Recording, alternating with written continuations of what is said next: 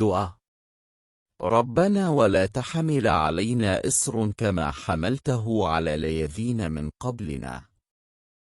البقرہ 2:2-8-6 ایک نہایت عاجزانہ درخواست ہے جس میں بندہ اپنے رب سے آسانی اور رحمت کی دعا کرتا ہے۔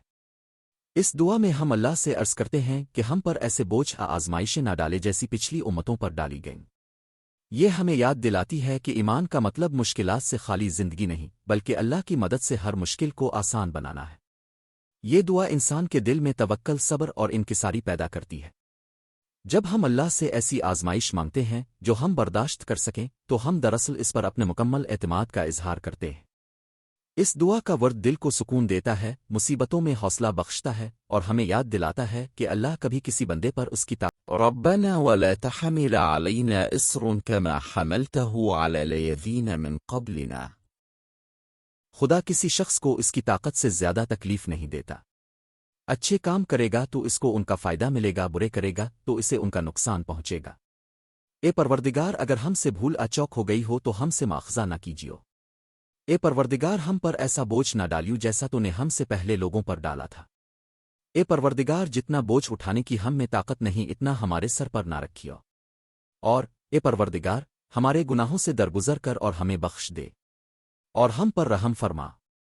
تو ہی ہمارا مالک ہے اور ہم کو کافروں پر غالب فرما۔ پروردگار، جس بوجھ کو ہم اٹھانے کی طاقت نہیں رکھتے وہ ہم سے نہ اٹھوا۔ اس دعا سے اہل ایمان کے اس شعور کا اظہار ہوتا ہے کہ اب وہ انسان کی غلامی سے آزاد ہو گئے ہیں۔ نیز اب وہ خائف ہیں کہ کہیں وہ اپنی کوتاہیوں کے سبب دوبارہ غلامی میں واپس نہ چلے جائیں جو نہایت ہی برا دور تھا۔ اے ہمارے رب، ہم سے وہ بوجھ نہ اٹھوا جس کے اٹھانے کی طاقت ہم میں نہیں ہے۔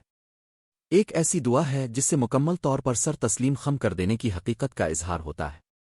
اہل ایمان کے دل سے اب یہ ارادہ اور نیت ہی نکل گئی ہے کہ وہ احکام خداوندی کی خلاف ورزی کریں گے، چاہے جو احکام بھی ہوں۔ وہ صرف یہ درخواست پیش کرتے ہیں کہ وہ ضعیف ہیں، یہ توقع رکھتے ہیں اجرائے احکام میں ان کی صفت کو مد نظر رکھا جائے گا۔